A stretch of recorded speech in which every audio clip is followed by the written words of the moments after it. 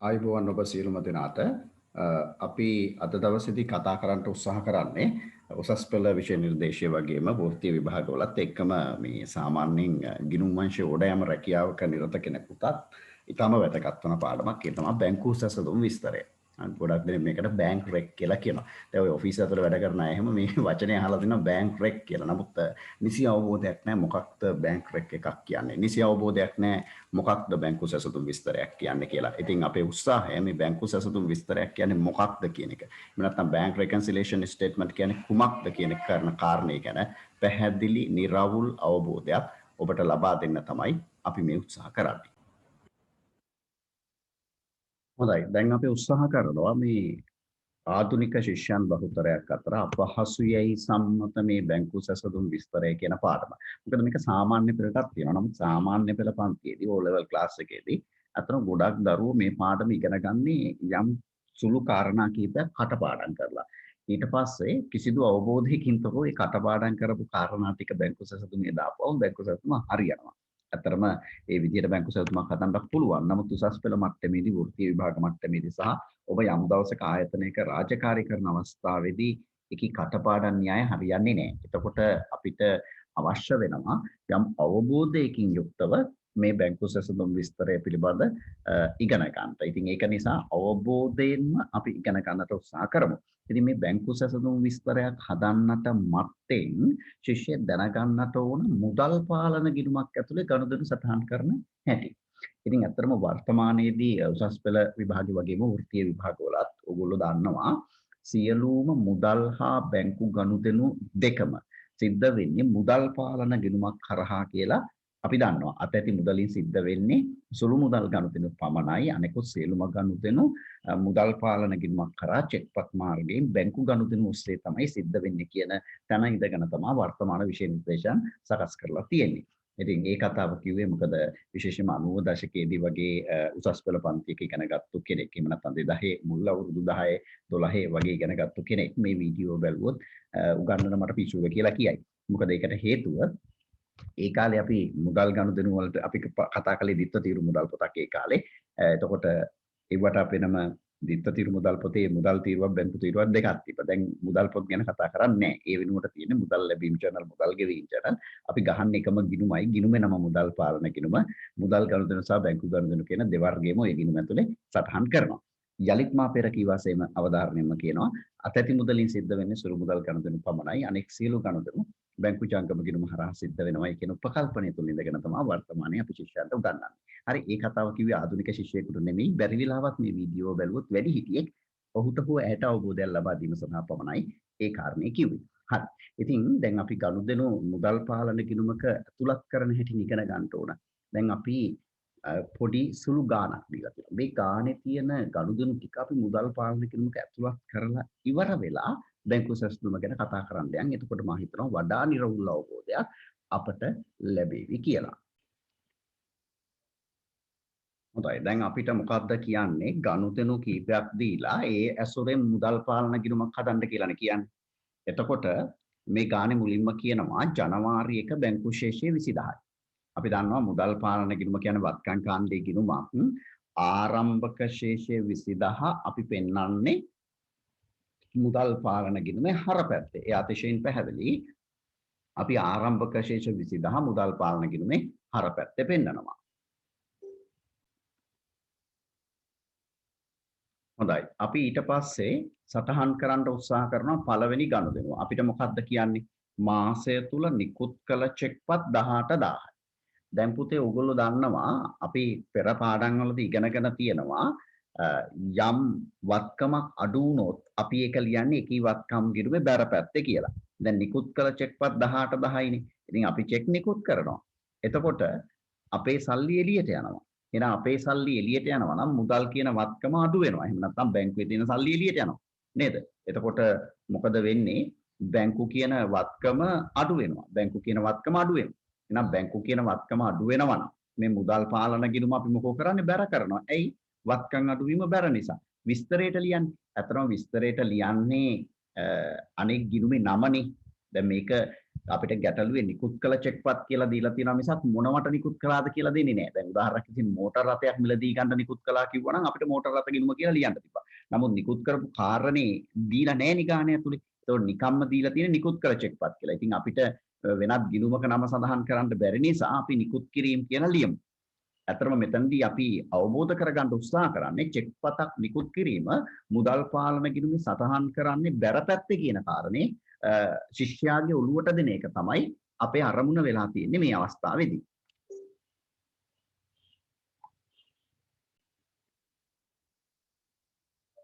දැන් අපි දෙවනි ගනුදෙනුවට අවධානය යොමු කළොත් මාසය තුල තැන්පත් කළ චෙක්පත් 70000යි. ඒ කියන්නේ අපිට ලැබිලා. අපි ලැබීම් ලියන්නේ මුදල් පාලන ගිණුමේ මොන පැත්තේද?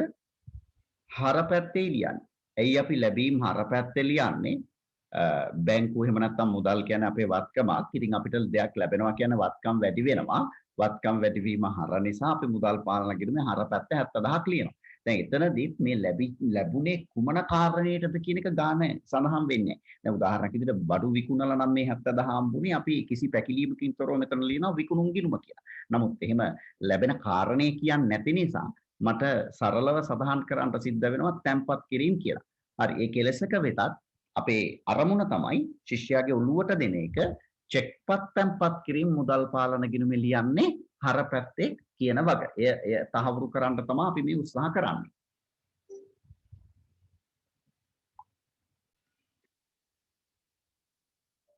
දැන් අපි ඊගාව ගනුදෙනුව බැලුවොත් ඊගාව ගනුදෙනුවේ තියෙන්නේ නිකුත් කරපු චෙක්පත් අගරු වීම 2000යි කියලා. පුතේ ඔයගොල්ලෝ දන්නවා චෙක් එකක් නිකුත් කළොත් දැන් දැනටත් වාගේ මේ මුදල් පාලන ගිණුමේ තියෙනවා නිකුත් කිරීම තීව්‍ර මොන පැත්තද? බැර පැත්තේ. එතකොට ඒක අගරු වෙනවා කියලා කියන්නේ අපි නිකුත් කරපු චෙක්පත බැංකුව විසින් ප්‍රතික්ෂේප කරනවා. එතකොට ඇයි ප්‍රතික්ෂේප කරන්නේ? විවිධ සාධක නිසා. සමහර වෙලාවට මගේ ගිණුමේ සල්ලි නෑ. සමහර වෙලාවට මගේ අස්සන වැරදි. සමහර වෙලාවට මම වැරදි දිනයක් දාලා තියෙනවා. එහෙම නැත්නම් මේ චෙක් එක විකල වූ චෙක්පතක් මියුටිලේටඩ් චෙක් එකක් බවට පත් වෙලා තියෙනවා. ඒ කියන්නේ චෙක් එක පොඩි වෙලා තෙමිලා බොඳ වෙලා තියෙනවා. එතකොට මම අකුරෙන් එකක් ලියලා තියෙනවා ඉලක්කමින් තව ගානක් ලියලා තියෙනවා. ඒ කියන්නේ චෙක්පත ලිවීමේ දෝෂයක් තියෙනවා. ඒ වගේ විවිධ කාරණා නිසා චෙක්පතක් අගරු වෙන්න එහෙම නැත්නම් ප්‍රතික්ෂේප කරන්නට ඉඩ තියෙනවා. දැන් අපි ශිෂ්‍යයෙක් විදිහට අවබෝධ කරගන්න ඕන මේ අගරු වුණේ කුමන වර්ගයේ චෙක් එකක්ද? දැන් මේ කුමන වර්ගයේ චෙක් එකක්ද මේ අගරු වෙලා තියෙන්නේ? නිකුත් කරපු චෙක් එකක්. චෙක්පත් නිකුත් කරද්දී ලියන්නේ මුදල් පාලන ගිණුමේ මොන පැත්තද? අපිට මුදල් පාලන ගිණුම දිහා දැන් S2 කරලා බලුවොත් පේනවා. චෙක්පත් නිකුත් කිරීම ලියන්නේ මුදල් පාලන ගිණුමේ බැර පැත්තේ. මේ අපි ලියලා තියෙන 18 බැර. ඒ විදිහට නිකුත් කරපු චෙක්පත් වලින් වෙන වචනයෙන් කිව්වොත් මුදල් පාලන ගිණුමේ බැරපත්තේ ලියපු චෙක්පත් වලින් 2000ක චෙක් එකක් අගරු වුණා. එහෙනම් බැරපත්තේ දාගෙන ඉන්න එක වැරදිනේ. බැරපත්තේ දාපුවාගෙන් 2000ක චෙක් එකක් අගරු වුණා. බැංකුව ප්‍රතික්ෂේප කළා. එහෙනම් අගරු වෙච්ච 2000 බැරපත්තේ දාන් ඉන්න එක වැරදිනේ. එහෙනම් අගරු වෙච්ච 2000 ගෙනල්ලා දානවා හර පැත්තට. හර පැත්තට ගෙනල්ලා දානවා. එතකොට වැඩේ හරියන්නේ. මොනවා කියලාද ලියන්නේ? ඇත්තටම ඒ කාට නිකුත් කරපු චෙක් එකක්ද කියලා අපිට දුන්නා නම් දැන් උදාහරණයක් විදිහට ණය ගැතියෙකුට නිකුත් කරපු චෙක් එකක් නම් අපිට මෙතන ණය ගැති පාලන කියලා ලියන්න තිබ්බා. නමුත් කුමන කාරණයට නිකුත් කරපු චෙක් එකක්ද කියලා ගැටලුවේ දෙන්නේ නැති නිසා අපි නිකම්ම සඳහන් කරනවා අගරු වීම කියලා.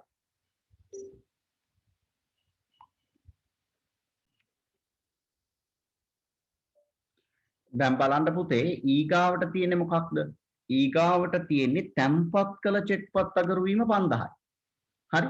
දැන් කවුරු හරි කෙනෙක් හිතෙන් මතක් තියාගන්න ඕන අගරු චෙක්පත් දාන්නේ මේ පැත්තේ කියලා ඒක කරන්න බෑනේ. අවබෝධයෙන් තමයි හිතන්නේ. අගරු වෙච්ච චෙක්පත් වල වර්ග දෙකක් තියෙනවා. එකක් නිකුත් කළ චෙක්පතක් අගරු වීම. දැන් දෙවෙනි වර්ගයේ තැම්පත් කළ චෙක්පතක් අගරු වීම. දැන් කොහොමද කරන්නේ? අනේ හරි සරලයිනේ. දැන් මේ අගරු වෙලා තියෙන්නේ මෙන්න මේ තැම්පත් කරපු 5000 චෙක් එකනේ අගරු වෙලා තියෙන්නේ. ඉතින් ඔයා හිතන්න ඕන මෙච්චරයි. මොකද චෙක්පත් තැම්පත් කරද්දි ලියන්නේ මොන පැත්තේද? මේ වාට පේනවා තැම්පත් කරද්දි ලියන්නේ හර පැත්තේනේ. මේ අපි 70000ක් හරට ලියලා තියෙන්නේ. තැම්පත් කරද්දි ලියන්නේ හරට. ඒ විදිහට හර පැත්තේ ලියපු චෙක් වලින් 5000ක චෙක්පත් බැංකුව ප්‍රතික්ෂේප කරලා.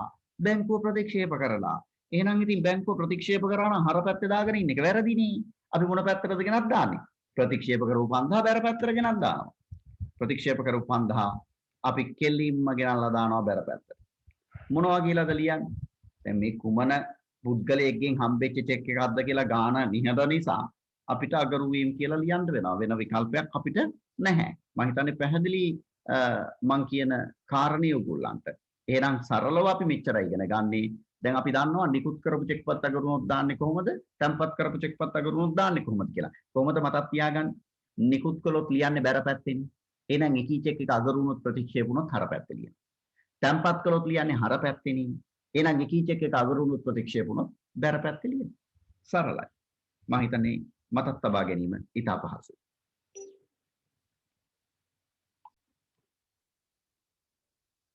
හොඳයි. අපි ඊගාව කාරණයට යමු. ඊගාව කාරණේ කියන්නේ ස්ථාවර නියෝග යටතේ ගෙවූ රක්ෂණය 3000යි කියලා. මොකක්ද ඊගාව කාරණේ? ස්ථාවර නියෝග යටතේ ගෙවූ රක්ෂණය මෙන්න මේක 3000යි. දැන් ස්ථාවර නියෝගයක් කියන්නේ මොකක්ද? ස්ථාවර නියෝගයක් කියන්නේ අපි බැංකුවට නියෝගයක් දීලා තියෙනවා. ඕඩර් එකක් දීලා තියෙනවා. අපි වෙනුවෙන් හැම මාසෙම රුපියල් 3000 අදාළ රක්ෂණ සමාගමට ගෙවන්න කිසියම් නිශ්චිත දිනයකදී. අපි නිශ්චිත දිනේ කියන 20 වෙනිදා නම් 20 වෙනිදා. ඉතින් අපිට අමතක වුණත් බැංකුවට අමතක වෙන්නේ බැංකුව අදාළ ගෙවීම රක්ෂණ ආයතනයට කරනවා. මේකෙන් අදහස් කරන්න එපා ස්ථාවර නියෝග දෙන්න පුළුවන් රක්ෂණ ආයතනයකට විතරයි කියලා. නෑ නෑ ඔයාට ඕන ආයතනයකට. කිසියම් නිශ්චිත මුදලක් ගෙවන්න තියෙනවා නම් හැම මාසෙකම නිශ්චිත දිනකදී බැංකුවට ඕඩර් එකක් දෙන්න පුළුවන්. මා වෙනුවෙන් මේකී ගෙවීම කරන්න. ඉතින් බැංකුව කරනවා. ඒක තමයි මේ ස්ථාවර නියෝග යටතේ ගෙවූ රක්ෂණය කියන්නේ. එතකොට පුතේ ඔයා දැනගන්න ඕන. දැන් එතකොට බැංකුවේ තියෙන සල්ලි වලට මොකද වෙන්නේ? අනිවාර්යයෙන්ම බැංකුවේ තියෙන සල්ලි අඩු වෙනවා. නේද? ඉතින් මුදල් කියන්නේ වත්කමක්, වත්කම් අඩු වීම බැර. එහෙනම් ওই ස්ථාවර නියෝග යටතේ ගෙවපු රක්ෂණය අපි ලියන්නේ මුදල් පාලන ගිණුමේ බැර පැත්තේ. ඔයා දන්නවා ලියන්නේ ප්‍රතිවිරුද්ධ ගිණුමේ නමනේ. එහෙනම් හරිනම් මෙතන ලියන්නේ මොකක් කියලාද? රක්ෂණ ගිණුම කියලා ලියන්නේ. නමුත් ඔයා තාමත් ආධුනික ශිෂ්‍යයෙක් නිසා පස්සේ අවස්ථාවක ඔයා බැලුවොත් මේ මොකක්ද කියලා ඒක නිසා මම ලිව්වා ස්ථාවර නියෝග කියලා. වරහන් ඇතුලේ මම රක්ෂණය කියලා ලිව්වා. නමුත් ditthසටහන් න්‍යායම ෆලෝ කරනවා නම් ඇත්තටම ලියන්න ඕන. මෙතන මොකක් කියලාද? ප්‍රතිවිරුද්ධ ගිණුමේ නම. ඒ කියන්නේ රක්ෂණ ගිණුම කියලා. හරි. ඔයාට අවබෝධයක් ගන්න ඕන නිසායි මම ස්ථාවර නියෝග කියලා ලියලා වරහන් ඇතුලේ රක්ෂණය කියලා ලිව්වේ.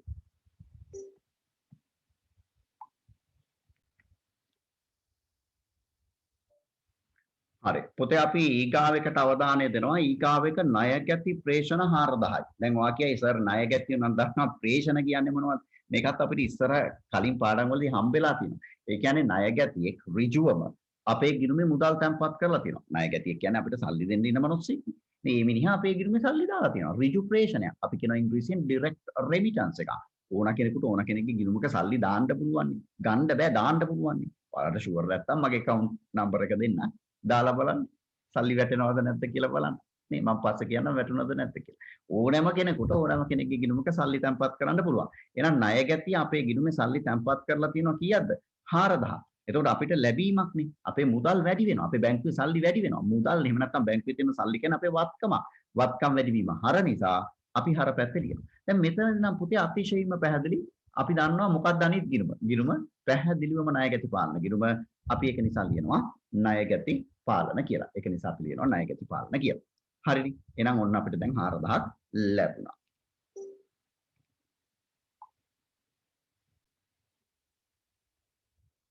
දැන් අපි සියලු ගනුදෙනු මුදල් පාලන ගිණුමේ දාලා තියෙනවා. ඉතින් ඊගාව පියවර ඔයා දන්නවා. ඊගාව පියවර ගිණුම තුලනය කරන එක නේද? වැඩි පැත්ත එකතු වෙනවා 96000ක්. අපි 96000 දෙපැත්තෙම දානවා. ඊට පස්සේ වෙනසක් තියෙනවා නම් වෙනස ගන්නවා. ඒ කියන්නේ මේ 96000න් 18 10 5000 සහ 3000 අඩු කරනවා. කීයද එතකොට එන්නේ? එතකොට එනවා 70000. අපි 70000 ඉස්සරහින් ලියනවා මොකක් කියලාද? ශේෂය භාගය කියලා. අනිත් පැත්තට අපි 70000 ඉස්සරහට ගන්නවා. ඉස්සරහට නම් එතනින් ලියනවා ශේෂය ඊගේ කියලා. පුතේ අපි ගිණුමක් තුලනය කරන හැටි මින් පෙර අවස්ථාවලදී අධ්‍යයනය කරලා තියෙනවා අනන්තවත් වතාවක්. එහෙනම් දැන් ඔන්න ඔයාට පැහැදිලි කොහොමද මුදල් පාලන ගිණුමක ගනුදෙනු සටහන් වෙන්නේ නේද? කොහොමද සටහන් වෙන්නේ? සියලු ලැබී අපි ලියන්නේ හර පැත්තේ. අපි සියලු ගෙවීම් අපි ලියන්නේ බැර පැත්තේ. අපි මොකක් මේ සර් කිව්වනේ අපි කියලා. ඇයි? හේතුව මුදල් පාලන ගිණුමක් හදන්නේ ව්‍යාපාරය ඇතුලේ. අපි ගිණුම් කරන්නේදී හැමතිස්සෙම උපකල්පනය කරන්නේ ව්‍යාපාරිකයා අපි කියලා. එහෙනම් ව්‍යාපාරයේ පැත්තෙන් ගිණුම් කරන්නේදී මුදල් පාලන ගිණුමක් හදද්දී සියලු ලැබීම් හර පැත්තේ ලියනවා. සියලු ගෙවීම් අපේ බැර පැත්තේ ලියනවා. ඒක පැහැදිලි නේ ඔයගොල්ලන්ට? හොඳයි. දැන් අපිට මුදල් පාලන ගිණුමක් සකස් කරන්නේ කොහොමද කියන දල අවබෝධය තියෙනවා. එතකොට අපි ඒ අවබෝධයත් එක්ක බැංකු සැසඳුම් විස්තරය ඉගෙන ගන්නට අපේ අවධානය යොමු කරමු. එතකොට අපේ නිබන්ධනය කියනවා මෙන්න මෙහෙම. කොහොමද අපේ නිබන්ධනය කියන්නේ? බැංකු සැසඳුම් විස්තරය එහෙම නැත්නම් බැංකු සැසඳුම් ප්‍රකාශනය කියලාත් මේකට කියනවා. මේ සැසඳුම් කියන වචනේ වැදගත්. මේක හයිලයිට් කළත් කමන්නේ.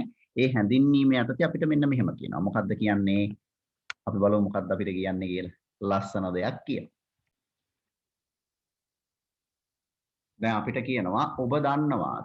එහෙම සින්දුවකුත් තිබ්බා මට මතකයි. ඔබ දන්නවාද ඔබට මගේ තියෙන ආදරේ. එහෙම නෙවෙයි කියන්නේ. මොකද්ද කියන්නේ?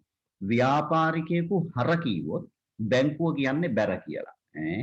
ඔව් වෙලාවට තාම බැංකුවක වැඩට ගිහිල්ලා නැහෙනේ. සහ එහෙම නැත්නම් ඔයා තාම බැංකුවක් එක්ක ගනුදෙනු කරන ව්‍යාපාරිකයෙක් වෙලා නැහෙනේ. නමුත් එහෙම වෙච්ච දවසක ඔයාට තේරෙයි ව්‍යාපාරිකයා හර කිව්වොත් බැංකුව කියන්නේ බැර කියලා. ව්‍යාපාරිකයා බැර කිව්වොත් බැංකුව කියන්නේ හර කියලා. හරියටම ව්‍යාපාරිකයාගේ භාෂාවයි බැංකුවේ භාෂාවයි අහසට පොළව වගේ වෙනස්. හැබැයිටම හිම වෙන්නේ ඇයි මොහොතක් හිතන්න. ඔන්න ඕක තමයි අපිට ඔයාට අවධාරණයම කළ යුතු කාරණේ වෙන්නේ. මේ කාරණේ ගැන අවබෝධය නැතිවනම් සාමාන්‍ය පෙළ කාලේ බැංකු සැසඳුම් ඉගෙන ගත්තේ පුතේවා බැංකු සැසඳුම් දන්නේ නැහැ. ඒක එකහෙලාම කියන්න ඕන. ඔයා කරලා තියෙන්නේ අමූලික පට්ටපල් බොරුවක්. ඒ බොරුව එක්ක ඔයාට වෘත්තීය විභාගයක් පාස් වෙන්න උසස් පෙළ පාස් වෙන්න අනාගතේ රැකියාවක් කරන තැනක බැංකු සැසඳුමක් හදන්න මලාට බෑ. ජීවිතේට බෑ. ඒකින්ද මේ කාරණේ අවබෝධ කරගන්න. මොකක්ද කාරණේ? මොකක්ද කාරණේ?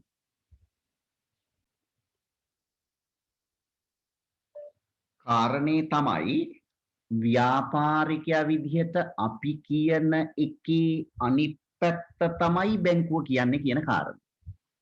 දැන් හිතන්න ඔයා හදපු මුදල් පාලන ගිණුමේ චෙක්පත් තැන්පත් කිරීම ව්‍යාපාරිකයා හදපු මුදල් පාලන ගිණුමේ අපි හරපැත්තේනේ ලිව්වේ 70000. හැබැයි බැංකුව හිතන්නකෝ මේ ව්‍යාපාරිකයාගේ නම අප්පුහාමි කියලා. බැංකුව අපේ නමින් අප්පුහාමි නමින් ගිණුමක් තියාගෙන යනවනේ. අපි මුදල් පාලන ගිණුමේ හරපැත්තේ තැන්පත් කරපු 70000 ලිව්වට බැංකුව අප්පුහාමිගේ ගිණුමේ ඔය 70000 ලියන්නේ මොන පැත්තේද? බැංකුව ලියන්නේ බැර පැත්ත. ඒකයි අපි මේ කියන්නේ ව්‍යාපාරිකයා හර කිව්වොත් බැංකුව කියන්නේ බැර. ව්‍යාපාරිකයා බැර කිව්වොත් බැංකුව කියන්නේ හර. අහසට පොළොව වගේ වෙනස්. මං චූටි කතන්දරයක් කියන්නම්. මට මතකයි මම සාමාන්‍ය උසස් පෙළ විභාග ඉවර වෙලා කැම්පස් යන්න කලින් කුලියප්ටිය ලංකා බැංකුවේ අවුරුද්දක විතර කාලයක් බැංකු සහකාරවරයෙක් විදිහට වැඩ කළා. ඔය වැඩ කරපු කාලේ මට බැංකුවේ මහත්තයෙක් හම්බුණා. ඒ මහත්තයා අපේ අප්පච්චිගේ වයසේ විතර ඒ කාලේ. නමුත් ඇවිල්ලා මට කිව්වේ මලේ කියලා. හරිනම් ඌ මට පුතේ කියන්න ඕනේ. මලේ කියලා තමයි කිව්වේ. මේ බැංකුවල හැටි ළමයි ඔයක් කවදා හරි දවසක බැංකුවක වැට්ට ගියොත් මලේ නගී කියලා තමයි කතා කරන්නේ. නාකි පප්පල නාකි කිරියම්මලා කතා කරන්නේත් මල්ලි නංගි කියලා. කවන්නේ කියමු. මලේ මේ මට මේ බැංකුව ඇතුලේ විභාගයක් තියෙනවා. මම මේ විභාගේ හැම සබ්ජෙක්ට් එකම පාස්. accounting පාස් වෙන්න බෑ මලේ මට. කීප වතාවම ෆේල් වුණා. මල්ලි මට බැයිද ගෙදරටවත් ඇවිල්ලා මම වට ගෙවන්නම් මේ පොඩ්ඩක් කියලා දෙන්න කියලා. ඇත්තටම කිව්වොත් ඔය කාලෙදි මේ මම සාමාන්‍ය පෙළ ළමයෙකුට ඉංග්‍රීසි 9 වසරේ ළමයෙකුට ඉංග්‍රීසි උගන්වන්නට පටන් අරන් තිබ්බේ. ඉතින් මට උගන්වීමේ උණ කියන එක ඒ කාලෙත් ටිකක් තිබ්බා. දැනුත් තියෙනවා ලොකුවට.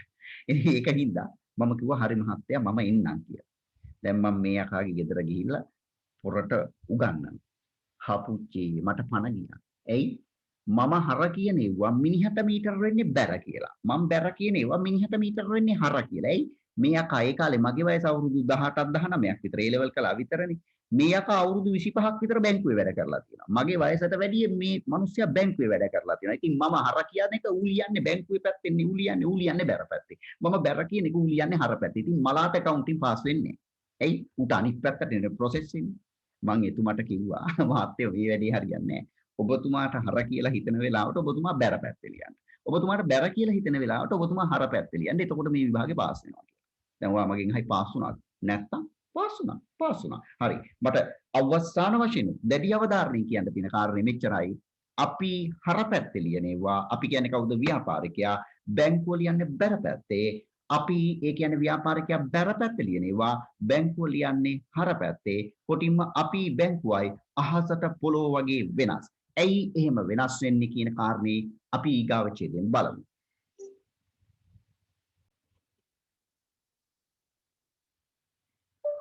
හරි. අපි දැන් අපේ මේ නිබන්ධනයේ තියෙන මේ කොටස කියවමු. එතකොට මේ විදියට පරස්පර විරෝධීව ව්‍යාපාරිකයයි බැංකුවයි ගනුදෙනු සටහන් කරන්නේ ඇයි කියන කාරණේ අපිට අවබෝධ වෙනවා. කියවන්න. බැංකුවක ජංගම ගිණුමක් පවත්වාගෙන යන ව්‍යාපාරයක්. එම ජංගම ගිණුම සම්බන්ධ ගනුදෙනු සටහන් කරන්නේ ව්‍යාපාරය පවත්වාගෙන යන මුදල් පාලන ගිණුමේ. ඒක ඇත්තනේ අපි දැන් මොහොතකට කලින් හැදුවේ. ව්‍යාපාරිකයා ගනුදෙනු සටහන් කරන්නේ ව්‍යාපාරයේ තියන් ඉන්න මුදල් පාලන ගිණුම. ඉතින් ගිණුම් හිමියේ ඒ කියන්නේ ව්‍යාපාරිකයන් තම බැංකු ජංගම ගිණුමේ සිදුවන මුදල් වැඩිවීම. ජංගම ගිණුමේ සිද්ධවන මුදල් වැඩිවීම. මුදල් පාලන ගිණුම හර කරන අතර ඇත්ත නේද? තමන්ගේ ජංගම ගිණුමේ සල්ලි වැඩි වුණොත් බැංකු ගිණුමේ සල්ලි වැඩි වුණොත් මුදල් පාලන ගිණුම හර කරනවා. දැන් බලන්න අපි හදපු ගානේ මේ තැම්පත් කිරීම ණය ගැතියන්ගෙන් හම්බෙච්ච සල්ලි මේ සියලු දේවල් අපි ලිව්වේ මුදල් පාලන ගිණුමේ හර පැත්තේ. එහෙනම් ගිණුමේ මුදල් වැඩි වෙනවා නම් මුදල් පාලන ගිණුම හර කරනවා. බැංකු ජංගම ගිණුමේ මුදල් අඩුවීම මුදල් පාලන ගිණුම බැර කරනු ලබයි. ඇත්තනේ. දැන් අපි කලින් හදපු ගානේ අපේ බැංකු ගිණුමේ සල්ලි අඩු වුණානේ චෙක්පත් නිකුත් කරද්දී ස්ථාවර නියෝගවලදී නේද? සල්ලි අඩු වුණා. ඒ සල්ලි අඩු වුණාම අපි ලියන්නේ බැර පැත්තේ. හරි. එසේම ව්‍යාපාරිකයන් ජංගම ගිණුමක තැන්පත් කරන මුදල් පිළිබඳ ගනුදෙනු බැංකුව විසින් ව්‍යාපාරිකයාගේ නමින් වන බැංකුවේ වූ ජංගම ගිණුමේ සටහන් කරයි. දැන් මොකද්ද මේ කියන්නේ? ව්‍යාපාරිකයා බැංකුවත් එක්ක කරන ගනුදෙනු මුදල් පාලන ගිණුමේ ලියනවා. මුදල් පාලන ගිණුමේ සල්ලි වැඩි වෙන ඒවා හර පැත්තේ ලියනවා, අඩු වෙන ඒවා බැර පැත්තේ ලියනවා. ව්‍යාපාරිකයා එහෙම ලියනවා වගේම බැංකුවත් ව්‍යාපාරිකයාගේ නමින් උදාහරණයක් විදිහට ව්යාපාරිකයාගේ නම අප්පුහාමි නම් අප්පුහාමිගේ නමින් බැංකුවේ තියාගෙන යනවා ගිණුම. ඒ ගිණුමේ බැංකුවත් ගනුදෙනු සටහන් කරනවා. ඔය කාරණේ ඔය පළවෙනි ඡේදෙදී අපි කතා කළේ. ඒක මම හිතන්නේ වැටහෙනවා.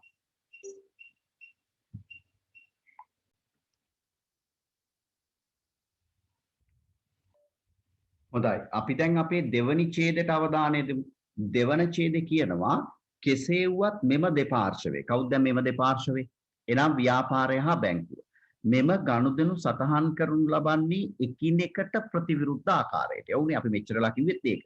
එකිනෙකට ප්‍රතිවිරුද්ධයි. අපි අහස කිව්වොත් උන් පොළොව කියනවා, උන් පොළොව කිව්වොත් අපි අහස කියනවා. එකිනෙකට ප්‍රතිවිරුද්ධයි. ව්‍යාපාරය විසින් මුදල් පාලන ගිණුමට හර කරන අයිතමයන් අන්න බැංකුව විසින් ව්‍යාපාරිකයාගේ නමින් බැංකුවේ පවතින ජංගම ගිණුමට. ඒ කියන්නේ අප්පුහාමිගේ ගිණුමට බැර කරන අතරම අපි හර කළොත් අප්පුහාමි යාගේ පොත්වල යාගේ මුදල් පාලන ගිණුම හර කළොත් බැංකුව අප්පුහාමිගේ ගිණුම බැර කරනවා. නේ? අතරම ව්‍යාපාරයේ විසින් මුදල් පාලන ගිණුමට බැර කරන අයිතමයන් අප්පුහාමි එයාගේ මුදල් පාලන ගිණුමට බැර කරන දේවල්. බැංකුව විසින් ව්‍යාපාරිකයාගේ ජංගම ගිණුම. බැංකුව අප්පුහාමිගේ ගිණුමට හර කරනවා. ඇත්තටම කිව්වොත් මෙච්චරලා අපි කිව්වෙත් ඒක. අපි හර කරන ඒවා බැංකුව බැර කරනවා, අපි බැර කරන ඒවා බැංකුව හර කරනවා. ඉතින් අපි මේ හොයන්නේ ඇයි එහෙම වෙන්නේ? බලමු ඊගාව ඡේදයටවත් ගිහිල්ලා ඇයි එහෙම වෙන්නේ කියලා අපිට කියනවාද කියලා.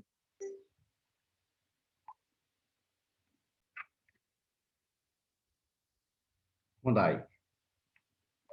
දැන් අපි බලමු එහෙම වෙන්නේ ඇයි? මේ තුන්වෙනි ඡේදේ කියනවා පැහැදිලිව කියනවා. ඊට හේතුව වන්නේ ව්‍යාපාරිකයන් මුදල් පාලන ගිණුම නඩත්තු කරන්නේ වත්කම් ගිණුමක් ලෙස වත්කම් පිළිබඳ මූලධර්මයට අනුවයි. ඇත්තනේ මම ඔය ඔයා හදපු මුදල් පාලන ගිණුම හදන හැම වෙලාවෙම කිව්වා. වත්කම් වැඩිවීම හර නිසා ලැබෙන ඒවා හර පැත්තේ ලියන්න. වත්කම් අඩුවීම බැර නිසා ගෙවන ඒවා බැර පැත්තේ ලියන්න කියලා. එනම් ව්‍යාපාරිකයා මගේ උදාහරණයක් විදිහට අප්පුහාමි. එයාගේ ව්‍යාපාරය තුළ මුදල් පාලන ගිණුම හදන්නේ වත්කම් පිළිබඳ මූලධර්මයේ ඉඳගෙන. එතකොට වත්කම් වැඩිවීම හර නිසා ලැබෙන සියලු දේවල් හර පැත්තේ ලියනවා. කියන්නේ මුදල් වැඩි වුණොත් හර පැත්තේ ලියනවා. වත්කම් අඩුවීම බැර නිසා මුදල් ගෙවුවොත් චෙක්පත් වලින් හරි කමන්නේ ගෙවුවොත් වත්කම් අඩුවීම බැර නිසා මුදල් පාලන ගිණුම බැර පැත්තේ ලියනවා. ඒක පැහැදිලි. අප්පුහාමිගේ පැත්ත අපිට හොඳටම ෂුවර්. හැබැයි බැංකුවේ පැත්තට යන්න. එසේම බැංකුවට ව්‍යාපාරිකයන්ගෙන් ලබා ගන්නා ජංගම ගිණුම් තැන්පත් ඔවුන්ට වගකීමක් බැවින් අපේ සල්ලි බැංකුවට වගකීමක් නැත්තම් වගකීමක් යක්කු ගස් නගින මහරෑ 12ට ATM මැෂින් එකේ හිලට ATM කාඩ් එක ඔබලා පින් අංකය සටහන් කරලා සල්ලි ඉල්ලුවොත් ව්‍යාපාරිකයා වන අප්පුහාමි බැංකුව බැඳිලා ඉන්නවා මහරෑ 12ට උනත් සල්ලි දෙන්න. බැඳිලා ඉන්නවනේ. සල්ලි තියනවා නම් දෙන්න ඕන. ඒ කියන්නේ බැංකුවට අපි වගකීම. අපිව බැංකුවට වගකීම. මොකද දෙයිහාමුදුරනේ අපි සල්ලි ගිහිල්ලා බැංකුවේ දාන්නේ. බැංකුවේ හේන් හිටන් බැංකුවට පට්ට වගකීමක්. අපි බැංකුවේ සල්ලි දාන්න අපේ වත්කම් වැඩි වෙනවා. හැබැයි බැංකුව පැත්තේ බැංකුවේ වගකීමක් වැඩි වෙන්නේ. අනුන්ගේ සල්ලි තියන් ඉන්නේ. බැංකුවේ හැම බැලුවොත් බැංකුවට ඒක වගකීමක්. මා හිතන්නේ තේරෙනවා. ඒකයි කියන්නේ ජංගම ගිණුම් තැන්පතු ඔවුන්ට වගකීමක් වන බැවින් බැංකුව ජංගම ගිණුම නඩත්තු කරන්නේ වගකීම් පිළිබඳ මූලධර්මයට අනුව. පැහැදිලි නේද පුතේ? අපි මුදල් පාලන ගිණුම හදන්නේ වත්කම් මූලධර්මයට අනුව. හැබැයි බැංකුව අප්පුහාමික ගිණුම හදන්නේ වගකීම් පිළිබඳ මූලධර්මයට අනුව. එතකොට ඕගොල්ලෝ ඉගෙන ගන්න තියෙනවා. වගකීම් වැඩිවීම බැර. ඒක නිසායි ව්‍යාපාරිකයා බැංකුවේ සල්ලි දාන්න ව්‍යාපාරිකයා එයාගේ මුදල් පාලන ගිණුමේ හරපැත්තේ ලිව්වට බැංකුව ලියන්නේ ව්‍යාපාරිකයාගේ ගිණුමේ බැරපැත්තේ. ඇයි? ව්‍යාපාරිකයාට වත්කම් වැඩි වෙනවා තමයි. හැබැයි බැංකුවට වගකීම් වැඩි වෙනවා. වගකීම් වැඩි වීම බැර. ඒක නිසා අපි හරපැත්තේ දාන ඒවා බැංකුව බැරපැත්තේ දාන. ඒකම අපි චෙක්පත් නිකුත් කරලා හරි මොනෑම් මොහ ක්‍රමයකින් මේ ගිණුමේ සල්ලි අඩු වෙන විදිහට අපි ගෙවීම් කරනවා නම් අපේ වත්කම් අඩු වෙනවා. වත්කම් අඩු වීම බැරදී. ඒක නිසා අපි මුදල් පාලන ගිණුමේ බැරපැත්තේ දානවා. හැබැයි ගිණුමේ සල්ලි එළියට එන්න බැංකුව පැත්තේ බැංකුව දරාගෙන ඉන්න වගකීම අඩු වෙනවා. වගකීම් අඩු වීම හර නිසා බැංකුව ලියන්නේ හර පැත්තේ. දැන් ඔයාලට පැහැදිලි. අපි මුදල් පාලන ගිණුම වත්කම් මූල ධර්මයට තියාගන්න හින්දා බැංකුව අපේ ගිණුම වගකීම් මූල ධර්මයට අනුව තියාගන්න හින්දා අපි කරන එකේ අනිත් පැත්තයි බැංකුව කරන්නේ. මා විශ්වාස කරනවා ඒක ඕගොල්ලන්ට තේරුණා කියලා. ඒකයි මේ කියන්නේ. ව්‍යාපාරයේ මුදල් පාලන ගිණුමේ සටහන් කරන ගනුදෙනු බැංකුවේම ගනුදෙනු ජංගම ගිණුමේ සටහන් කරන ආකාරය අපට පහත පරිදි හඳුනාගත හැකියි කියලා. ඊගාවට ඔයාට තියෙන උදාහරණයක් මම හිතන්නේ අභ්‍යාසයක්. ඒ අභ්‍යාසයේදී අපිට මේක ඉතාම මනවින් අධ්‍යයනය කළ හැකියි.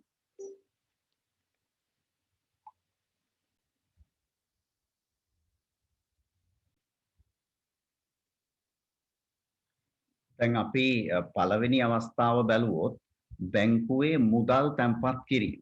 දැන් බැංකුවේ මුදල් තැන්පත් කිරීම ව්‍යාපාරයේ පවතින මුදල් පාලන ගිණුමේ අපි ලියන්නේ හර පැත්තේ. ඒ වත්කම් වැඩිවීම හර නිසා. හැබැයි අපි හර කළොත් බැංකුව ලියන්නේ බැර පැත්තේ. අපි කොහොමද අනිත් පැත්තේ කියලා. එහෙනම් බැංකුවේ පවතින ව්‍යාපාරයකයාගේ නමින් වන ජංගම ගිණුමේ ඒගොල්ලෝ ලියන්නේ බැර පැත්තේ. දැන් අපි දෙවැනි එකට යමු. දෙවැනි එක බැංකුවේ චෙක්පත් තැන්පත් කිරීම. ඒකත් එහෙමනේ. බැංකුවේ චෙක් එකක් තැන්පත් කළත් බැංකුවේ තියෙන සල්ලි වැඩි වෙනවානේ. වත්කම් වැඩිවීම හර නිසා ව්‍යාපාරිකයා ලියන්නේ හර පැත්තේ. ව්යාපාරිකයා හර පැත්තේ ලියනවා නම් බැංකුව ලියන්නේ බැර පැත්තේ. ඔන්න ඔය විදිහට අපි මේ වගුව පුරවන්නට උත්සාහ කරනවා. එතකොට අපිට හසල අවබෝධයක් ලැබෙනවා ව්‍යාපාරිකයා ලියන පැත්ත සහ බැංකුව ලියන පැත්ත ගැන. හොඳයි. අපි තුන්වෙනි එක දාන්න යමු. දැන් බලන්නකෝ ඕගොල්ලෝ කරපුවා හරිද කියලා. තුන්වෙනි එක බැංකුවෙන් මුදල් ආපසු ගැනීම. ඒතර බැංකුවෙන් මුදල් ආපහු ගද්දි ව්‍යාපාරිකයා ලියන්නේ බැර පැත්තේ. ඇයි? අපේ වත්කම් අඩු වෙන නිසා. ව්‍යාපාරිකයා බැර පැත්තේ ලියනවා නම් බැංකුව ලියන්නේ හර පැත්තේ. ඊගාව එක චෙක්පත් නිකුත් කිරීම. චෙක්පත් නිකුත් කරපුවාමත් ව්‍යාපාරිකයාගේ වත්කම් අඩු වෙනවා. බැංකුවේ තියෙන සල්ලි අඩු වෙනවානේ. ඒක නිසා චෙක්පතක් නිකුත් කළොත් ව්‍යාපාරිකයා ලියන්නේ බැර පැත්තේ. හැබැයි අපි බැර පැත්තේ ලියනවා නම් බැංකුව ලියන්නේ හර පැත්තේ. ඊගාව එක බැංකුව අය කරන ගාස්තු. ඇත්තටම බැංකුව ගාස්තු අය කරද්දී ව්‍යාපාරිකයාගේ සල්ලිනේ අඩු වෙන්නේ. එහෙනම් ව්‍යාපාරිකයා ලියන්නේ බැර පැත්තේ. ව්‍යාපාරිකයා බැරට ලියනවා නම් බැංකුව ලියන්නේ හර පැත්තේ. ඊගාවට ණයකැති ප්‍රේෂණ. දැන් ණයකැති ප්‍රේෂණයක් නිසා අපිට සල්ලි එනවානේ. ව්‍යාපාරට සල්ලි එනවා. ව්‍යාපාරේ වත්කම් වැඩි වෙන නිසා ණයකැති ප්‍රේෂණ අපි ලියන්නේ හර පැත්තේ. අපි හර පැත්තේ ලිව්වා නම් බැංකුව ලියන්නේ නියත වශයෙන්ම බැර පැත්තේ. ඊගාව අවස්ථාව බැංකුව ස්ථාවර නියෝගයට ගෙවීම. අතර ස්ථාවර නියෝගයට ගෙවපුවම ව්‍යාපාරිකයාගේ සල්ලි අඩු වෙනවා. එහෙනම් ව්‍යාපාරිකයා ලියන්නේ බැර පැත්තේ. ව්‍යාපාරිකයා බැර පැත්තේ ලියනවා කියන්නේ බැංකුව ලියන්නේ ප්‍රතිවිරුද්ධ ලෙස හර පැත්තේ. ඊගාව එක බලමු. බැංකුව ස්ථාවර නියෝග මත ආදායම් එකතු කර ගැනීම. දැන් ආදායම් එකව කර ගන්නවා කියන්නේ ඒ කියන්නේ හිතන්නකෝ දැන් කොටස් වෙළඳ පොලේ සමාගමක වගේ ආයෝජනය කරලා තියෙනවා.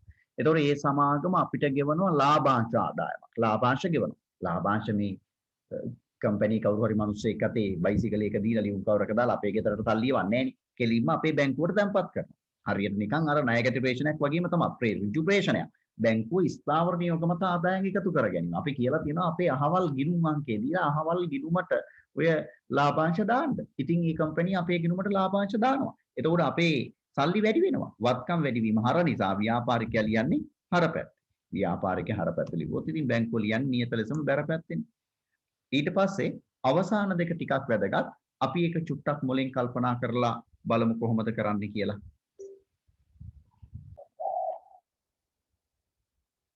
හොඳයි අපි අවසාන ගනුදෙනු දෙක බලමු. අවසාන ගනුදෙනුව තියෙන්නේ තැම්පත් කළ චෙක්පත් අගරු වීම. දැන් පොඩ්ඩක් මොලේ කල්පනා කරන්න. තැම්පත් කරද්දී අපි ලියන්නේ හරපැත්තේ, එකී තැම්පත් කරපු චෙක් එක අගරු වුණොත් අපි ලියන්නේ බැරපැත්තේ. හරිනේ. අපි බැර කරනවා නම් බැංකුව කරන්නේ ප්‍රතිවිරුද්ධ වැඩේ. ඒ කියන්නේ බැංකුව මොකද්ද කරන්නේ? බැංකුව කරන්නේ හර කරන එක. මම වැරදි තැන ලිව්වේ නේ. බැංකුව කරන්නේ හර කරන එකනේ. හරි. ඊට පස්සේ අනිත් එක නිකුත් කළ චෙක් එකක් අගරු වෙනවා. චෙක් එකක් නිකුත් කරද්දී අපි සාමාන්‍යයෙන් ලියන්නේ බැරපැත්තේ. නමුත් ඒ නිකුත් කරපු චෙක් එක අගරු වෙනවා නම් අපි ලියන්නේ හරට. අපි හරට ලිව්වොත් බැංකුව නියත ලෙසම ලියන්නේ බැරපැත්තේ. මම හිතන්නේ හරි ලේසි. අපි ඒක හොඳින් විසඳුවා කියලායි මගේ කල්පනාව. දැන් කෙනෙක් මගෙන් අහන්න පුළුවන් තාම බැංකු සැසඳුමක් කියන්නේ මොකක්ද කියලාවත් කතා කළේ නෑ නේද කියලා. ඔව් කතා කළේ නෑ. අපි තවම ඉන්නේ මේ පාඩම සම්බන්ධයෙන් ඇඟ උණුසුම් කිරීමේ ව්‍යායාමවල.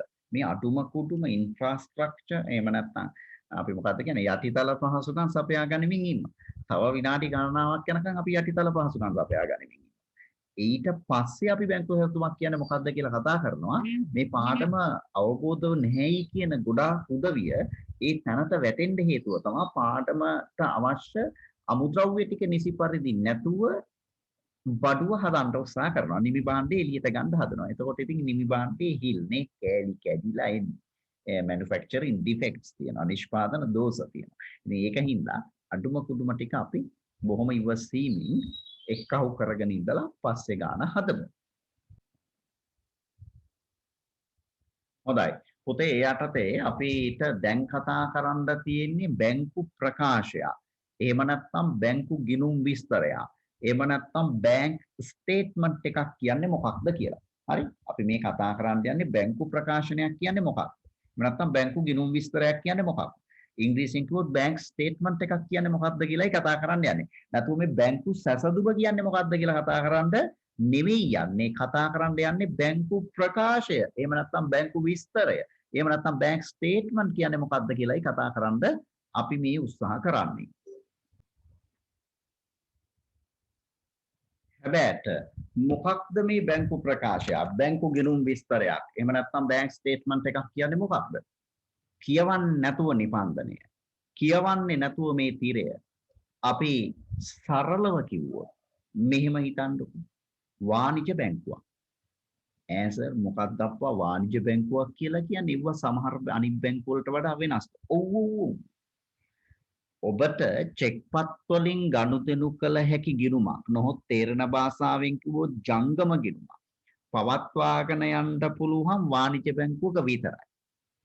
දැන් උදාහරණයක් විදිහට ගත්තොත් මහජන බැංකුව, ලංකා බැංකුව, NDB බැංකුව, HNB බැංකුව, සම්පත් බැංකුව, පෑන් ඒෂියා බැංකුව, නේෂන් ට්‍රස්ට් බැංකුව, සෙලාන් බැංකුව, කාගීල්ස් බැංකුව වගේ බැංකුව වල ඔයාට ජංගම ගිණුමක් විවෘත කරලා චෙක්පත් වලින් ගනුදෙනු කරන්න පුළුවන්. ඒ වගේ බැංකු අපි සලකන්නේ වාණිජ බැංකු විදියට. එතකොට වහයි ඒ කියන්නේ සමහර බැංකු වල චෙක්පත් වලින් ගනුදෙනු කරන ජංගම ගිණුම විවෘත කරන්න බැයිද? බැහැ. ඒ වගේ බැංකු වාණිජ බැංකු නෙමෙයි. මොනවද? හොඳම උදාහරණය ජාතික ඉතිරි කිරීමේ බැංකුව NSB National Savings Bank කියන්නේ. ඔයා ගිහින් අහන්නකෝ ජංගම ගිණුමක් විවෘත කරන්න පුළුවන්ද කියලා NSB බැංක් එකේ බෑ. ඒකම අර හග්ගෙඩිය තිබ්බ බැංකුව මොකක්ද? ප්‍රාදේශීය සංවර්ධන බැංකුව කියලා ආවේ. ඉස්සර තිබ්බේ වයඹ සංවර්ධන බැංකුව කියලා. නේද? කතුරට සංවර්ධන බැංකුව ඒ විදිහට ආපු බැංකු ටික පස්සේ ප්‍රාදේශීය සංවර්ධන බැංකු කළානේ. ප්‍රාදේශීය සංවර්ධන බැංකු වල චෙක් පත් වලින් ගනුදෙනු කරන්න බෑ. ඒව වාණිජ්‍ය බැංකු නෙමෙයි. ගමේ තියෙන ග්‍රාමීය බැංකු. හරි.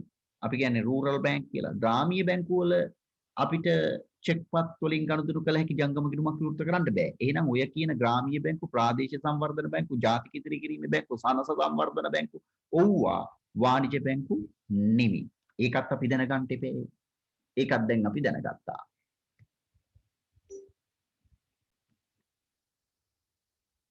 හොඳයි. දැන් අපි මේ කතා කරමින් ඉන්නේ බැංකු ප්‍රකාශනයක් කියන්නේ මොකක්ද කියලානේ. ඔන්න ඔය කියන වාණිජ්‍ය බැංකුවක් තමන්ගේ ජංගම ගිණුම් හිමියන්ට අපි උදාහරණයක් ගත්තොත් අප්පුහාමිට හැම මාසයේ අවසානයේදීම එවනවා ලියුම. අන්නේ ලියුම තමයි බැංකු ප්‍රකාශනය කියන්නේ. අනේ හරි සරලයි. බැංකු ප්‍රකාශනය එහෙම නැත්නම් බැංකු විස්තර එහෙම නැත්නම් බැංක් ස්ටේට්මන්ට් කියන්නේ ලියුම. කවුරු කාට එවන ලියුමක්ද? වාණිජ්‍ය බැංකුව විසින් තමන්ගේ ජංගම ගිණුම් හිමියට එවන ලියුම. අනේ හසුණක්. ඔව් හසුණක්. කවුද එවන්නේ? වාණිජ්‍ය බැංකුව. කාටද එවන්නේ? තමන්ගේ ජංගම ගිණුම් හිමියට. මේ ලියුමේ හැබෑට මොනවද තියෙන්නේ? වෙන කිසිම වැල්බයිඩයක් නැහැ. ඔබගේ සැප දුක් කෙසේද මෙහෙට නම් වහිනවා. ඔහාට වහිනවද? මේ පැත්තේ කකුල කෙලින් යන්න උත්සාහ කරලා ඔය පැත්තේ කකුල යන්නේ ඇදේටද? ඒ වගේ වැල්බයිලා කියන්නේ මොනවද කියන්නේ? මේ අප්පුහාමි නම් අප්පුහාමිගේ ගිණුමට අදාළව පහුගිය මාසයේ සිද්ධ වෙච්ච ගනුදෙනු වල සාරාංශයක් එවනවා. ඒ ගනුදෙනු වල සාරාංශය වන ලියුමට අපි කියනවා බැංකු ප්‍රකාශය කියලා. ඕක තමයි හතන භාෂාවෙන් කිව්වොත් බැංකු ප්‍රකාශය. නැත්නම් බැංකු ගිණුම් විස්තරය. නැත්නම් බැංක් ස්ටේට්මන්ට් කියලා කියන්නේ ඔන්න ඔය විදිහට වාණිජ්‍ය බැංකුව ජංගම ගිණුම් හිමියට එවන ලියුම. දැන් අපි බලමුකෝ ඔක ලිඛිත භාෂණයෙන් කියපුවම කොහොමද කියලා. පොතේ අපි දැන් අපේ මේ නිබන්ධනය කියවුවොත් ඒ නිබන්ධනයේ පැහැදිලිව කියනවා වාණිජ්‍ය බැංකුවක් තම ජංගම ගිණුම් හිමියන්ට ඔවුන්ගේ ජංගම ගිණුම් පිළිබඳ විස්තර දක්වමින් මාසයක් අවසානයේදී එවනු ලබන ප්‍රකාශයක් බැංකු ප්‍රකාශයක් හෙවත් බැංකු ගිණුම් විස්තරයක් ලෙස හැඳින්වේ. සාමාන්‍යයෙන් මාසයක් අවසානයේ තමයි වන්නේ. සාමාන්‍යයෙන් මාසයකට වඩා අඩු කාලයකට වුවද මෙවැනි වාර්තාවක් ගිණුම් හිමියාට ලබාගත හැකියි. ඔව්ද? ගිණුම් හිමියාට මාසයකට වඩා අඩු කාලයකට උනත් මේ වගේ ප්‍රකාශනයක් ඉල්ලීමේ හැකියාව තියෙනවා. සමහර ව්‍යාපාර දෛනිකව මේ බැංකු ප්‍රකාශය ගන්න ව්‍යාපාර ඉන්නවා. විශාල බැංකු ගනුදෙනු සංඛ්‍යාවක් සිද්ධ වෙනවා නම් දෛනිකව ගන්නවා. නේද? එහෙම නැතුව මාසයේ අවසානයේම ගන්න හිටියොත් එහෙම අනිවාර්යයෙන්ම මේ වෑන් එක පටවලා තමයි බැංකු ප්‍රකාශනය එවන්න වෙන්නේ. ඒ තරම් කොළ ප්‍රමාණයක් තියෙනවා. ඒක නිසා දෛනිකව බැංකු ප්‍රකාශය බැංකුවෙන් ගන්න ව්‍යාපාරත් ඉන්නවා. නමුත් සාමාන්‍යයෙන් බැංකුව එවන්නේ මාසයකට වතාවක් තැපෑලේ වන ලියුමක්. මේකේ තියෙන්නේ ගිණුමට අදාළව සිද්ධ වෙච්ච ගනුදෙනු ටික. මම හිතනවා ඒක තේරෙනවා කියලා. ඊට පස්සේ අපිට මේ යට දීලා තියෙනවා බැංකු ප්‍රකාශනයක ආකෘතිය. අපි මේ බැංකු ප්‍රකාශනයේ ආකෘතිය අධ්‍යයනය කරමු චුට්ටක්. දැන් හොඳින් බලන්න මේ ආකෘතිය දිහා හොඳින් බලපුවාම ආකෘතිය උඩ ලියලා තියෙනවා බැංකු ප්‍රකාශනය කියලා. ඊට පස්සේ බැංකුවේ නම. දැන් මම මේ උදාහරණ විදිහට ගන්න ආකෘතිය මම ලියලා තියෙනවා සීමා සහිත හැපි නැෂනල් බැංකුව නම්බර් 17 හයි ලෙවල් රෝඩ් හෝමාගම කියලා බැංකුවේ ඇඩ්‍රස් එක. ඊට පස්සේ ව්‍යාපාරිකයාගේ ඇඩ්‍රස් එක නේ ABC සිල්වා නම්බර් 111 මේන් ස්ට්‍රීට් හෝමාගම. ඊට පස්සේ account අංකය, ගිණුම් අංකය, පිටුව කීවෙනි පිටුවද ඔය ආදි වශයෙන් තියෙනවා. දැන් ඇත්තටම මේකේ තියෙන කරුණු කාරණා මම චුට්ටක් ලොකු කරලා පෙන්වන්න උත්සාහ කරන්නම්.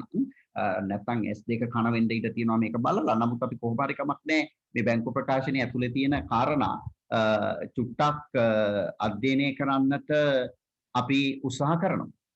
අපි අධ්‍යයනය කරමු බලන්න. දැන් පුතේ මේ ආකෘතිය දිහා බලුවොත් ඔයාට පේනවා 2016 නොවැම්බර් මාසේ 1 වෙනිදා විස්තරයට ලියලා තියෙන්නේ BLF BF කියලා.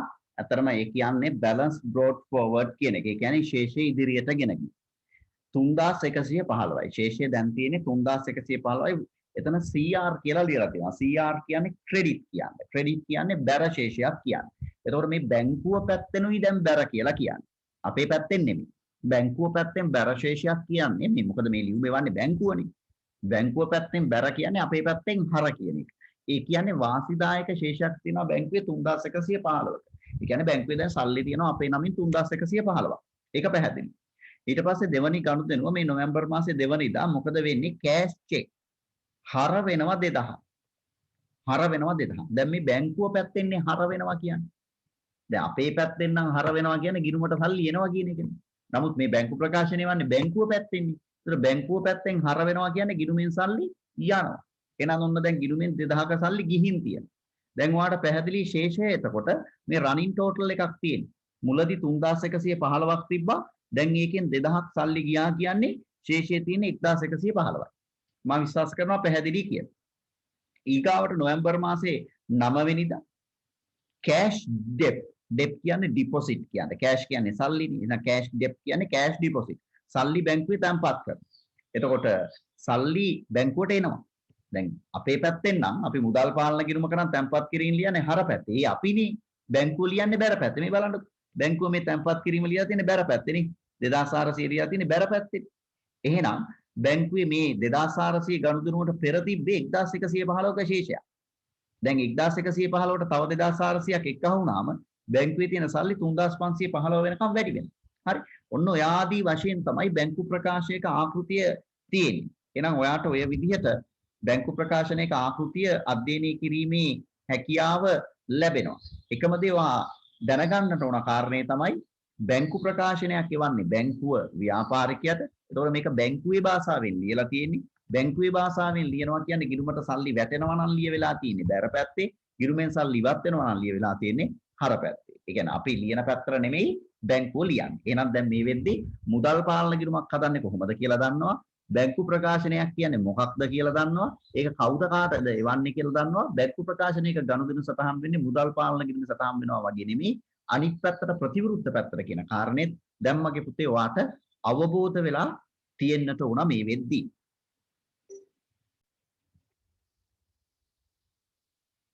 දැන් අපි අපේ නිබන්ධනයේ තව චුට්ටක් ඉස්සරහට ගියොත් මොකක්ද කියන්නේ? ව්‍යාපාරය මුදල් පාලන ගිණුමේ සටහන් කරන සෑම ගනුදෙනුවක්ම බැංකුව විසින් ජංගම ගිණුමේ සටහන් කළේ නම් පුතේ වාට ඕන නම් මේ ජංගම ගිණුම කියන තැනට වරහණක් දාලා ලියන්න පුළුවන් බැංකු ප්‍රකාශනය කියලා. හරිනේ. දැන් ව්‍යාපාරිකයා සටහන් කරන හැමදේම බැංකුවත් සටහන් කරනවා නම් පැත්ත මාරු කරලා හරි සටහන් කරනවා නම් දැන් අපි ව්‍යාපාරිකයා හර පැත්තේ ලියනවා බැංකුව ලියන්නේ බැර පැත්තේ. ව්‍යාපාරිකයා බැර පැත්තේ ලියනවා බැංකුව ලියන්නේ හර පැත්තේ. එහෙම හරි කමක් නැහැ. ව්‍යාපාරිකයා මුදල් පාලන ගිණුමේ ලියන හැම දෙයක්ම බැංකුවත් බැංකුවේ තියෙන ජංගම ගිණුමේ නැත්නම් බැංකු ප්‍රකාශනයේ සටහන් කළේ නම් බැංකුව විසින් නෙවනු ලබන බැංකු ප්‍රකාශනයේ දැක්වෙන ජංගම ගිණුම් ශේෂයක්. බැංකුව අර තැපෑලේ වන අපි කලින් කතා කරපු බැංකු ප්‍රකාශනයේ ශේෂය. අපි හිතමු අවසානයේ තියෙන 810යි කියලා. අන්නේ 810ත් ව්‍යාපාරයේ මුදල් පාලන ගිණුමේ දැක්වෙන ශේෂයක් එකිනෙකට සමාන විය යුතුය. ඔව්. එහෙනම් ව්‍යාපාරිකයා හදන මුදල් පාලන ගිණුමෙත් දෙන්න ඕන 810යි. අපි කරන හැමදේම බැංකුවත් කරනවා නම් අපි සටහන් කරන හැමදේම බැංකුවත් සටහන් කරනවා නම් ප්‍රතිවිරුද්ධ පැත්තේවත් සටහන් කරනවා නම් අපේ මුදල් පාලන ගිණුමේ ශේෂයම බැංකුවෙන් අපේ ගෙදරට එවන බැංකු ප්‍රකාශනයේ සඳහන් විය යුතුයි. නමුත් මොකද වෙන්නේ? මේ බලන්න. එහෙත් විවිධ හේතු නිසා මෙම ශේෂ දෙක බොහෝ විට එකිනෙකට සමාන නොවේ. මොනවද දැන් මෙම ශේෂ දෙක කියලා කියන්නේ? මෙම ශේෂ දෙක කියලා කියන්නේ ව්‍යාපාරිකයා හදන මුදල් පාලන ගිණුමේ ශේෂයයි බැංකුවෙන් එවන බැංකු ප්‍රකාශනයේ ශේෂයයි තියරටිකලි සිද්ධාන්තමය වශයෙන් එකිනෙක සමාන විය යුතු වුණාට බොහෝ වෙලාවට එහෙම සමාන වෙන්නේ නැහැ. එවැනි අවස්ථාවකදී ව්‍යාපාරයේ බැංකු ගිණුමේ ශේෂයක්.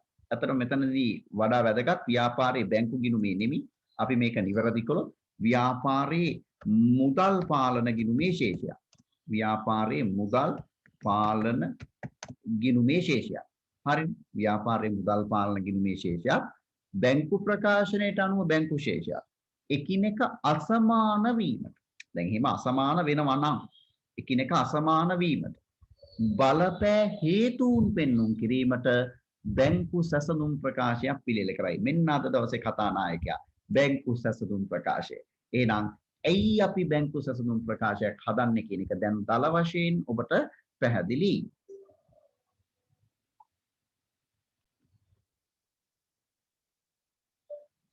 එතකොට පුතේ මොකටද මේ බැංකු සැසඳුම් ප්‍රකාශය?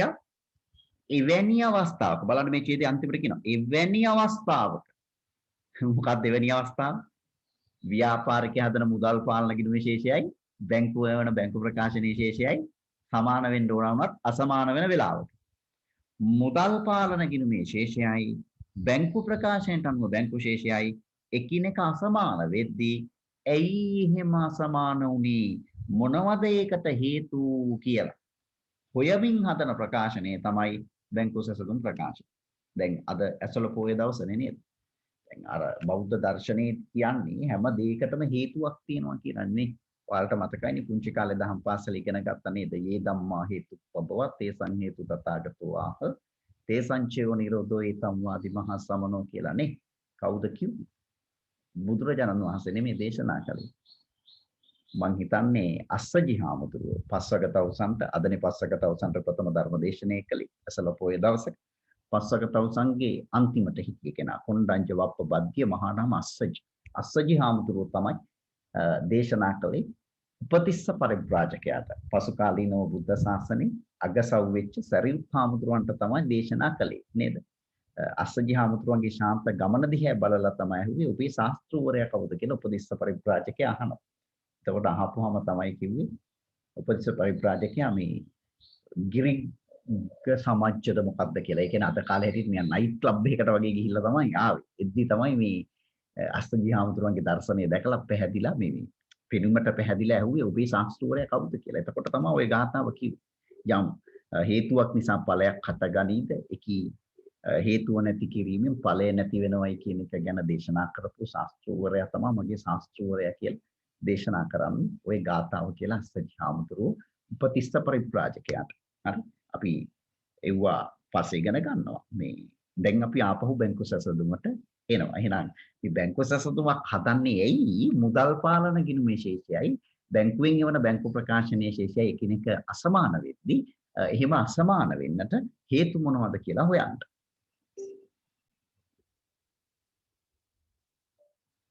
හොඳයි. දැන් අපිට අපේ නිබන්ධනයේ හැටියට නම් තියෙන්නේ බැංකු සැසඳුම් විස්තරය. එහෙම නැත්නම් බැංකු ප්‍රකාශනය කියන්නේ මොකක්ද කියලා ලියන්න. ඒ කියන්නේ අපේ පාඩම බැංකු සැසඳුම් විස්තරේනේ. දැන් මෙහි ඉගෙන ගන්න පාඩම මොකක්ද කියලා. දැන් තමයි කතා කරන්නේ. පැය දෙකක් විතර ගියාට පස්සේ.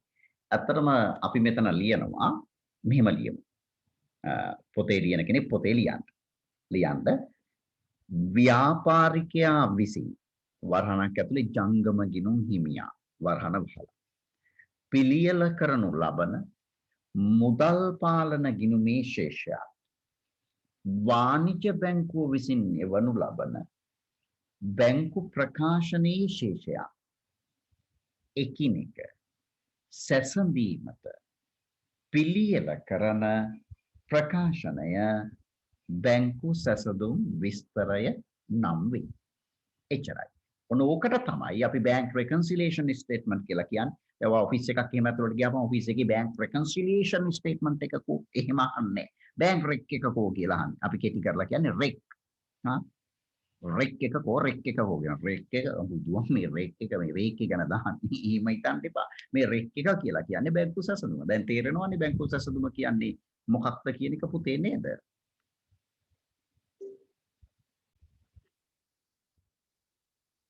හරි. ඊට පස්සේ අපෙන් අහන ප්‍රශ්නය හරි සුන්දර ප්‍රශ්නයක්. කිසියම් මාසයක බැංකු ප්‍රකාශනයට අනුව ශේෂයක්. අර බැංකුවෙන් අපේ ගෙදරට එවන ලියුම බැංකු ප්‍රකාශනය. ඒකේ ශේෂයක්. ව්‍යාපාරයේ මුදල් පාලන ගිණුමේ ශේෂයක්. එකිනෙකට සමාන වන විටක. අනේ බැංකුවෙන් එවන ලියුමේ තියෙන්නේ 10යි. ව්‍යාපාරිකයන් අපි හදපු මුදල් පාලන ගිණුමේ තියෙන්නේ 10යි. තක ගාන්ට ටැලි වෙලා තියෙන කිසි කේස් එකක් නැහැ. ඒ වගේ වෙලාවක බැංකු සැසඳුම් විස්තරයක් පිළියෙල කරන්න ඕනද? ඔන්න අහන ප්‍රශ්නේ. හදන්න ඕනද නැද්ද? ව්‍යාපාරිකයාගේ න මුදල් පාලන ගිණුමේ ශේෂයයි බැංකුවෙන් අපේ ගෙදරට එවන බැංකු ප්‍රකාශනයේ ශේෂයයි දෙකම එකිනෙක සමානයි.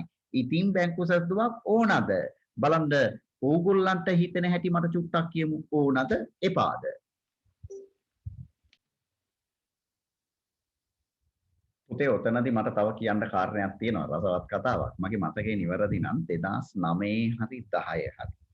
මතකේ නිවැරදි නම් උසස් පෙළ පේපර් එක හදපු ශ්‍රී ජයවර්ධන විශ්වවිද්‍යාලයේ එවකට හිටිය ජ්‍යෙෂ්ඨ කතිකාචාර්ය වරලත් ගණකාධිකාරී අනිල් ප්‍රනාන්දු මහත්මයා එයාගේ පේපර් එක ඇතුලේ ওই ප්‍රශ්නේ අහුවා. ඒ කියන්නේ ව්‍යාපාරිකයා හදන මුදල් පාලන ගිණුමේ ශේෂයයි බැංකුවෙන් වන බැංකු ප්‍රකාශනයේ ශේෂයයි එකිනෙක සමානයි. එතකොට බැංකු සැසඳුමක් ඕනද කියලා. එතකොට ඔන්න ඔය කියන කාලෙදී බැංකු සැසඳුම් විස්තරයට නිර්වචනයේ උසස් පෙළ ගුරුවරු ඉගැන්නුවේ මෙන්න මේ විදිහට. ඒගොල්ලෝ කිව්වේ ව්‍යාපාරිකයා පිළියෙල කරන බැංකු ගිණුමේ ශේෂයක්. අපි අද මුදල් පාලන කියන එකට ඒ කාලේ කිව්වේ බැංකු ගිණුම කියලා. හොඳයි. ව්‍යාපාරිකයා පිළියෙල කරන බැංකු ගිණුමේ ශේෂයක්. අද විදිහට කිව්වොත් මුදල් පාලන ගිණුමේ ශේෂයක්. බැංකුව විසින් එවනු ලබන බැංකු ප්‍රකාශනයේ ශේෂයක්. එකිනෙක අසමාන වන විට එසේ අසමාන වීමට හේතු සොයමින් පිළියෙල කරන ප්‍රකාශනය බැංකු සැසඳුම් විස්තරය නම් වේ කියලායි ඒ කාලේ ඉගැන්වුවේ. එතකොට එහෙම උගන්වපු වෙලාවක A level exam අහපුවම එහෙනම් මේ ශේෂ දෙක සමානයි බැංකු සැසඳුමක් ඕනද කියලා ළමයි ලිව්වේ කොහොමද? ළමයි ලිව්වා බැංකු සැසඳුමක් අවශ්‍ය නැහැ කියලා. ළමයි ලිව්වා බැංකු සැසඳුමක් අවශ්‍ය නැහැ. ඇයි? අපිට නිර්වචනයේම කියනවානේ. ව්‍යාපාරිකයා පිළියෙල කරන බැංකු ගිණුමේ ශේෂය. අද හැටියට මුදල් පාලන ගිණුමේ ශේෂයයි. බැංකුවේ විසින් එවන ලබන බැංකු ප්‍රකාශනයේ ශේෂයයි. එකිනෙක අසමාන වූ විට කන්ඩිෂන් එකක් තියෙනවනේ එකිනෙක අසමාන වූ විට එසේ අසමාන වීමට හේතු හොයමින් හදන ප්‍රකාශනය තමයි බැංකු සැසඳුම් ප්‍රකාශනය කියලා ඒ කාලේ දැන් නෙමෙයි ඒ කාලේ A level ගුරුවරු ඉගෙනුවේ එහෙම. එතකොට ඒ විදිහට A level ගුරුවරු උගන්වද්දී මොකද කියන්නේ? ළමයි කිව්වා එහෙනම් බැංකු සැසඳුමක් ඕනේ නැහැ. මේ ශේෂ දෙක සමාන නම් බැංකු සැසඳුමක් ඕනේ නැහැ. ඒ කාලේ ළමයි කිව්වේ එහෙම. නමුත් දැන් එහෙම කියපුවාම පේපර් එක හදපු අනිල් ප්‍රනාන්දු මහත්තයා කිව්වා නෑ වැරදි. අනිවාර්යයෙන්ම මේ ශේෂ දෙක අසමාන නෙමෙයි. මේ ශේෂ දෙක 100% සමාන වුණත් බැංකු සැසඳුමක් හදන්නම ඕනේ. ජ්‍යෙෂ්ඨ කතිකාචාර්ය අනිල් ප්‍රනාන්දු එහෙම කියපුවාම ඉස්කෝලවල ගුරුවරු කිව්වා සර් අපි ඉස්කෝලවලට ගිහින් දැන් කොහොමද උගන්වන්නේ රෙද්දක් ඇඳන්. අපි නිර්වචනේ දුන්නේ මේ විදිහට නේ. එතකොට අනිල් ප්‍රනාන්දු කියනවා ඉතිහාසයේ වෙච්ච මේ වරද දැන්වත් ඉස්කෝලවලට ගිහිල්ලා නිවැරදි කරන්න. මොකද්ද නිවැරදි කරන්නේ? මුදල් පාලන ගිණුමේ ශේෂය බැංකුවෙන් එවන බැංකු ප්‍රකාශනයේ ශේෂයට එකිනෙක සමාන වුණත් බැංකු සැසඳුමක් පුතේ හදන්නට ඕනමයි. ඇයි එහෙම කිව්වේ?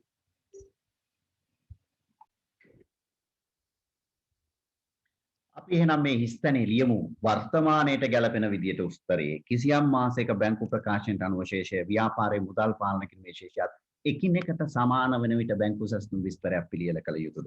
පුතේ වාලියන්ට උත්තරේ පිළියෙල කළ යුතුය. ඒකටම දිගට ලියමු. ඊට හේතුව වන්නේ මුදල් පාලන ගිණුමේ අවසාන ශේෂයත් බැංකු ප්‍රකාශනයේ අවසාන ශේෂයත් එකිනෙක සමාන වූවද මුදල් පාලන ගිණුමේ අභ්‍යන්තරයේ ඇති අයිතමයන් බැංකු ප්‍රකාශනයේ අභ්‍යන්තරයේ ඇති අයිතමයන් සමග නොගැලපීම් සිදුවිය හැකි නිසා කියලා ලියමු. ඒක තමයි උත්තරේ. එහෙනම් මේ ශේෂ දෙක සමාන වුණත් මොකද්ද මේ ශේෂ දෙක කිව්වේ? මුදල් පාලන ශේෂයයි බැංකු ප්‍රකාශන ශේෂයයි සමාන වුණත් අපිට අනිවාර්යයෙන්ම බැංකු සැසඳුම හදන්නට සිද්ධ වෙනවයි කියන කාරණේ අපි අවබෝධ කරගන්නවා.